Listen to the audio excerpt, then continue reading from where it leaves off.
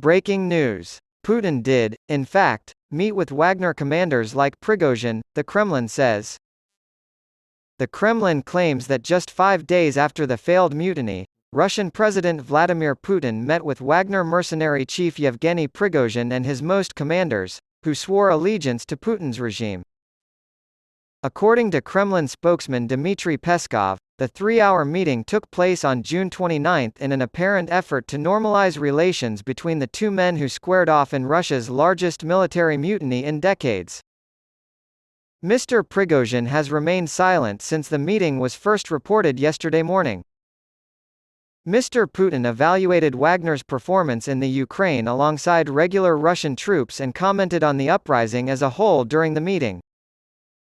Meanwhile, U.S. officials confirmed to The Independent that Vice President Joe Biden will meet with Volodymyr Zelensky tomorrow at the NATO summit in Lithuania. The meeting comes as Mr. Biden expressed doubts in recent days about Ukraine's long-sought goal of joining the transatlantic alliance. The two leaders last saw each other in May at the G7 summit in Japan. The question of whether or not Ukraine should be granted its long-held desire for NATO membership is not so simple for the country's Western allies. Given the scope of Russia's invasion, the benefits of alliance membership in terms of security guarantees are all the more apparent. Some Eastern European members are pushing for a quick timetable to admit Ukraine because of their own concerns about Russia's action near their borders. However, a number of Western nations are more cautious because they know that a bond built on collective defense can only hold secure if all believe it is strong. The Kremlin made its position on Ukraine joining NATO crystal clear yesterday, saying, Ukraine's membership in NATO will have very, very negative consequences. It doesn't help to offer Ukraine membership on the condition that the war ends. It gives Vladimir Putin more ammunition to keep claiming that the West is trying to claim Ukraine in an effort to weaken Russia, giving Moscow an incentive to keep the war going.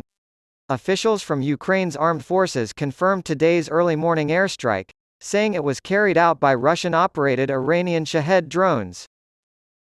For the second time this month, the enemy launched an aerial attack against Kyiv, said Serhiy Popko, head of Kyiv's military administration. He also stated that Ukraine's air defense systems destroyed every Russian drone before it could reach its target, but did not specify how many drones were actually launched. There was no instantaneous word on casualties or damage. The NATO summit in Lithuania, which will focus on security threats from Moscow, is set to begin in a matter of hours. The Ukrainian Air Force has confirmed that air raid sirens wailed over the Ukrainian capital of Kyiv for at least an hour. On the eve of the summit, Russia issued a statement criticizing the United States and the rest of NATO for their support of Ukraine, stating that a clear and firm response would be given to any move by Kyiv toward joining NATO. Just 5 days after the failed mutiny, Wagner mercenary chief Yevgeny Prigozhin and his commanders met with Russian President Vladimir Putin, according to a senior government spokesperson from the Kremlin. In an apparent attempt to portray normalcy in the ties between the two men who faced off in the largest military mutiny Russia has seen in decades, Kremlin spokesperson Dmitry Peskov claimed yesterday that the 3-hour meeting took place on June 29 and included not only Mr. Prigozhin but commanders from his Wagner Group military contractor. He also said that Mr. Putin evaluated Wagner's performance in the Ukraine conflict, where the mercenaries have fought alongside regular Russian troops. The commanders gave their account of the events. Mr. Peskov said the soldiers reiterated that they are loyal supporters of the president and the commander-in-chief, and that they are prepared to continue fighting for their homeland.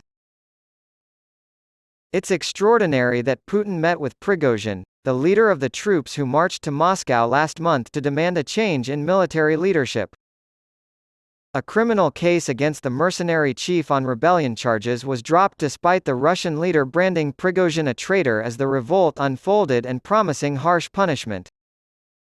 Mr. Prigozhin has not issued any statements regarding the meeting. His superior has warned him that he faces possible criminal prosecution for financial wrongdoing or other charges. One of Mr. Prigozhin's main targets, military chief General Valery Gerasimov, was featured in a video released that same day by the Russian Defense Ministry. Gerasimov was spotted on Monday for the first time since the uprising a month ago. Russia has been launching airstrikes overnight against the besieged country of Ukraine, prompting air raid alerts in certain parts of the country. According to Serhiy Popko, head of the Ukrainian military administration, Russia has launched airstrikes towards Kyiv and air defense systems are currently engaged in repelling the attack.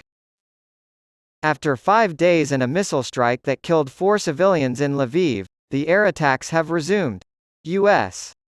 officials confirmed to The Independent that tomorrow at the NATO summit in Lithuania, Vice President Joe Biden will meet with Ukrainian President Volodymyr Zelensky.